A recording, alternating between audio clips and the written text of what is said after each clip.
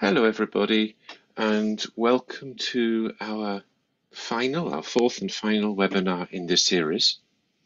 We're going to look at program management, and I can talk a little bit about that in a moment. But before going any further, I just wanted to be really clear that although this is the final webinar, you are very welcome to make a critique on any webinar that you think is useful and helpful. As I've mentioned before, people were saying, well, what about if I've got an interesting webinar at work? And I completely agree with that. So all you need to do is write up a critique, and it could be about these webinars or something that you've seen outside. It doesn't matter as long as it's a webinar. And we're not just looking for something like I liked it or I didn't like it or it was really good. What we're looking for is to know if it's helpful, how it's helpful, how you would apply it, what you might need to modify it to get it to work for you in your context, and how you think it will help you develop as a project manager. So that is to give you a bit of a framework. And you need to look at 4 webinars. I said they could be these ones, they could be others. That really doesn't matter. Anyway, as always, any questions, get in touch. Okay, so program management. Okay, first of all, what am I not going to do? Well, I am going to give a quick overview of the framework, but very quick. I am not going to try to cover the whole of Program DPro in 5 minutes. That would not help anybody. So you do need to know that it's there. There is a certification, Program DPro. It has a guide, a body of knowledge. It's a very helpful resource. Whether you do the certification or not, it doesn't really matter. But the body of knowledge is there, and I strongly recommend it. It's also got some useful supplementary material that you may have seen actually in this course because it's attached in where we're looking at theory of change. There is a program management attachment to a theory of change. So that may help you too. Okay, so what I thought we could look at principally is just looking a little bit at the relationship between program and projects, how they come together. I thought this might appeal to the widest audience. It's a bit difficult because I know some of you are already managing programs and some of you aspire to manage programs. So it's a bit difficult, but I thought that would help. Looking at the touch points between them, but also looking at how we can use some of the same or very similar tools that we might use at a project level, at a program level, just to give you this idea of this balance between a program being strategic on the one hand and linking up to the portfolio, to these high level strategies, but also, on the other hand, making sure that the projects themselves are set up to deliver and are delivering. I mean, just to give you an example, it's not going to help anybody if you've got, say, good program financial management and then the projects are a complete mess and finances are out of control. I mean, that's a recipe for a disaster. So it's about getting this balance right. And it is a balance because you don't want a micromanaging program manager, because then if you've got good project managers, they'll get upset and probably leave. On the other hand, you don't want a program manager who's so relaxed that, yeah, anything can happen, it doesn't matter, because that's going to, well, it's about risks. A lot of stuff might go wrong with that approach. So I think this balance is really important. Okay, let's start to have a look, as I said, at the framework. Now, this is the Program DPro cycle you can see here, and you can see immediately some similarities. We've got the principles, and they're the same. Well-governed, participatory, what a surprise. This is our guide as to how we are going to manage. And that's the same at a project and a program. It makes no sense to say we want participatory projects but not programs. Well, so we've got the same principles. We've also got disciplines. We'll look at those in a moment. The phases are a bit different. There's some similarities. So we've got an identification phase separated out. Why? Because we are identifying what it is we're going to do. We then need to work out in design how we're going to do it. What is the architecture going to be? Well, what, are we going to have one project, multiple projects? What do we think? What about the non-project work? Then we plan and implement. And again, remember that a lot of the work is being done by the projects. So we need to plan, implement, but we want to be iterative and adapt. Maybe as our meal shows us that some things are working and some things are not working, we might need to redesign. We might need to do more planning and implementing, redesign. So we've got this cyclical loop around the projects. The projects are our main delivery unit. You know, those projects start, they finish, they've got dependencies, new projects start, but it's the projects that are delivering the change on the ground.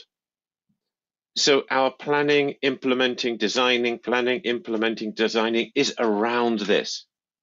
And then finally, at the end, we close. And again, we close the program, but we also got to make sure that all the projects have been closed appropriately as well.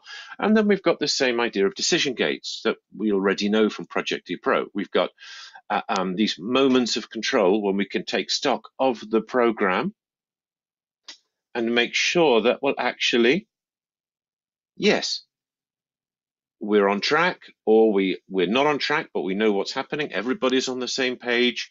We move forward. I think it's also worth stressing that it's not about a governance framework for the program alone at the program level. It's making sure that the projects have an appropriate governance framework too, whatever that is. And it might be that you've got a sponsor. It might be that there's a program board covering all of the projects. If you've got some big projects, they might have their own boards. Okay, whatever, or whatever is appropriate. But whatever that is, it is the program manager's job to make sure that it is all being coordinated, so that if you've got an issue or a problem in a project and that's being escalated, it's being escalated in the right way so that it's going to help the projects.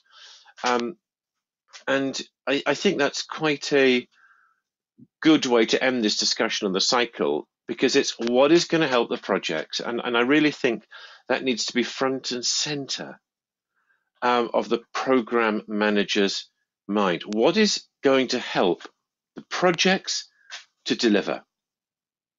And if something is not helping them to deliver, why are we doing it? Well, we have to have a pretty damn good reason. And there may be some stuff, fair enough, but we've certainly got to be able to justify that. And I almost look on a program manager as this idea of servant leadership, to be really helping the project managers to deliver. That is a bit over simplistic, but I hope you see what I mean. Okay, let's have a quick look at the disciplines. And again, no surprises. Stakeholder management, risk, finance, scope, justification, time. And what we mean by this is that there are going to be program stakeholders, just to take one of these, program risks, program finances, and whatever. Okay. And we need to understand those. We need there to be a shared understanding.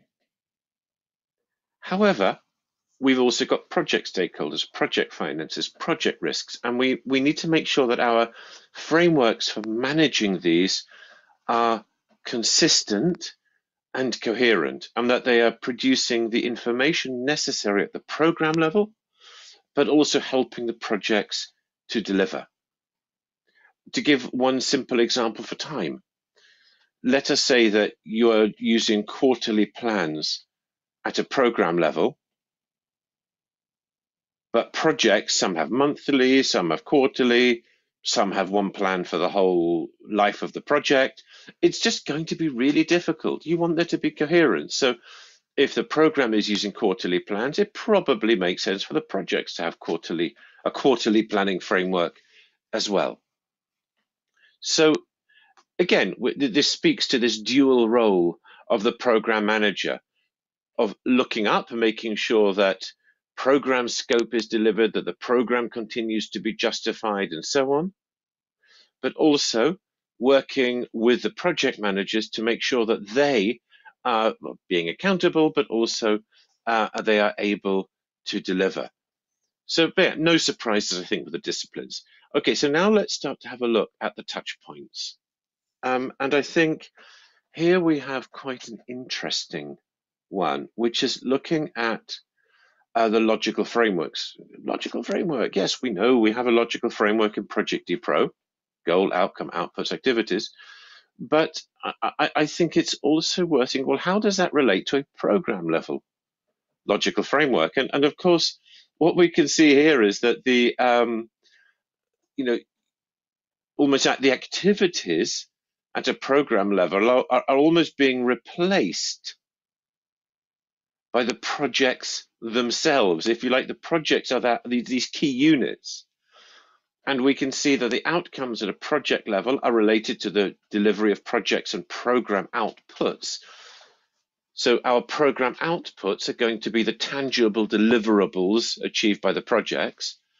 Project goal is related to the program outcome, and the program goal is this bigger, higher level, more strategic change that should be very much related to organizational strategy at whatever level, a global level, a country level, a regional level, whatever that happens to be. And it's also likely to be informed by and linking to a theory of change as well. So I thought this is quite a helpful graphic to look at the relationship between project and program. Okay, so now we start to see some tools, some ideas, and we say, well, it's a Gantt chart. Well, Gantt chart is a Gantt chart. Yes and no. Remember what we just said, that the projects are the tangible unit. So what is going into our Gantt chart for a program of the projects rather than the activities? Although we'll look at, I mean, that's again a bit of an oversimplification. We'll have a look at more at some of the program activities in a moment. But as you can see here, we've got actually making sure that we are planning identification and design. We've got these cycles. So we're starting up projects 1, 2, and 3, but we then might need to have 4 and 5 and more design, and then the other projects. And you might want to reflect on here a high-level dependencies. So we see that project 3, for example, cannot start until project 2 has finished. So again, the Gantt chart, a program Gantt chart, can be really helpful. So we can start to see that, well, actually, if we've got a delay in project 2, then we're going to have a delay in project 3. But we've also got a dependency with project 5 because that can't start then. So we can actually see that ending project 2 is critically important. That any delay there is likely to move the whole program back. So again, this is what a program Gantt chart is. The same tool, it's the same idea, but we're just using it in this more strategic way. And we see that a lot when we look at the program tools. The tools can be the same or very similar, but we're using them in a different way. Let's look at another tool. Oh, here's one we looked at very recently, the commitment curve. Absolutely. Now, as the projects can put their stakeholders on here, how are we going to move the stakeholders up the commitment curve? How are we going to keep them there? We're going to stop them falling back down. Yep, okay, we've got that. But at a program level, you may well have program level stakeholders. So let us imagine you've got a very large supply chain component in multiple projects. Well, one of your senior supply managers is likely to be an important internal stakeholder. So you might have program level stakeholders. Okay, absolutely. But you've also got to make sure that you've got a similar framework being used by the projects. So again, I think this speaks to the role of understanding and developing a shared set of tools across the program. So if you know that each of your project managers is using a similar approach to this, it just makes a conversation. So when you talk about stakeholders, stakeholder management, stakeholder engagement, you're starting from the same page because you've got a shared tool set, a shared vocabulary. As you've heard me say before, if you've got a shared language, it just makes a conversation much easier. So again, another tool. We can use it very flexibly for both a program and a project. And now let's look at stage diagrams, stage maps, stage plans. And again, you may have program activities, very definitely, but we've also going to have to make sure that all of the projects have a similar framework. So if stage 1 is 3 months for one project, 4 months for another project, 6 months for another project, it's 8 months for the program, it'll just be really difficult. Whereas if everybody's got, okay, wait, so what is our planning framework going to be? 2 months, 3 months, whatever you decide. Okay, great. We are all on the same page. And then you've got decision gates, which might be at a program level and project levels, but they're running in sync. I mean, program and project management is difficult enough anyway. We don't need to make it any harder. Okay, so far so good. Now, what goes on here? Well, as we go through, as this is our, basically it's our iteration of a Gantt chart, we say these are our different projects, we've got dependencies, we know what they are, but we're also mapping on other deliverables. Now, there might be deliverables on here that are not part of the projects, and that's what's represented down here. So what could these be? Well, let's have a think.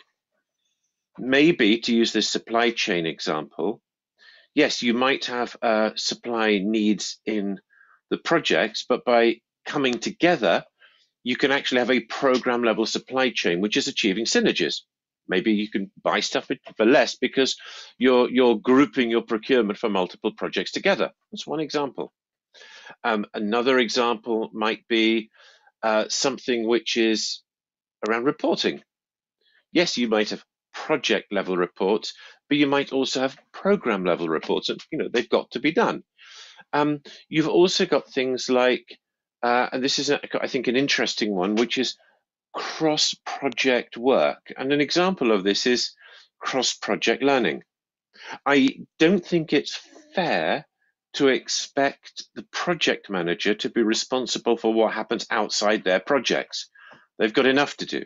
So, okay, the program manager is then making sure that if there is learning from one project, the other projects know about it. And arguably, if there is useful learning from the whole program, that goes outside the program to the wider organization. So again, that work, it's not going to happen through magic. It's got to be planned, it's got to be resourced, it's got to be managed. So we can have a series of, let's call them non-project deliverables or non-project work. It doesn't really matter what we call it. And this forms an important part of the program. So we've got project work, project deliverables, and non-project work and non-project deliverables. And the program manager is responsible for making sure that these fit together. And especially, I think that people in the projects understand what is happening outside their own project. A project can be a bit of a closed universe sometimes because everybody's so busy. And so keeping everybody focused on that broader vision of what's the program trying to achieve, what's going well, what isn't, I think that's a really important responsibility of the program manager. Here we can see, again, just to highlight the importance of dependencies. And again, as we develop stage diagrams and maybe even more detailed stage maps if necessary, it's not going to help. The program manager knows this, but nobody else does. So looking at for example, there might be a key dependency, a deliverable halfway through project 3, and actually until that's done, project 4 can't start. Well, that information needs to be socialized. It's not going to help project 4 if project 3 has no idea how important this is, and maybe for them it doesn't really matter. So they're quite happy to delay and postpone. So what? Yet project 4 can't start. So again, is that cross-project work is so important. And for me, I think that's something I'd really want to stress when I think about program management. I mean, we think that the project managers are responsible for their unit. So logic, almost anything that's outside that falls onto the program manager. And that's why I think it's really important to think about the role and to make sure that the role of program manager is actually happening. Where I think it can be quite interesting is that I've seen in a lot of NGOs, and you've heard me talk about this before, you might have a really big project, which is in reality a program. You sometimes see people talking about sub-projects or mini projects, or I've even had sub-projects. So we've got a sub-project, a sub-project, and a project. Well, you know, I'm a great believer in simplicity and calling a spade a spade. So this is what a program is all about. So if we've got a program, let's call it a program, and then let's manage the projects. But yeah, I appreciate that might not be within your ability. You might not be able to influence that decision. But have a think about the if that's you, if you're managing a project that's really a program, have a think about this. Have a think about the responsibilities. Have a think about the culture of project management. That is set, the tools, the techniques that are being used, the approach, the planning cycle that's being used, governance, all of this, our approach to managing the program and the projects is something that should be coming from the program manager. The work that happens outside of projects, the program manager needs to help. If there's useful learning, needs to be shared. If there are synergies through supply chain or whatever else, okay, then that needs to be, it's the program manager who needs to deal with it.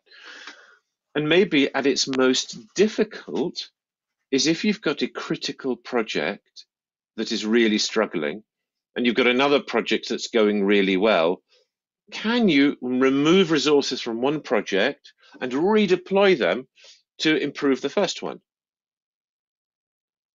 Because that one is so important. Whereas the second one, well, if that's delayed a bit, it doesn't really matter and it's going okay.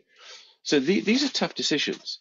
And this is why, program management, just like project management, is an art and a science. There are tools, but there's also a lot of work around managing people and managing both downwards, outwards, and upwards.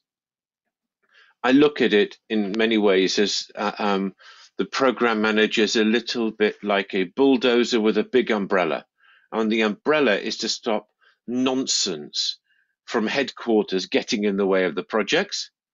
And a bulldozer is trying to get rubbish out of the way of the projects to help them deliver. Anyway, I hope that was helpful. Any questions, thoughts? As always, please just let me know.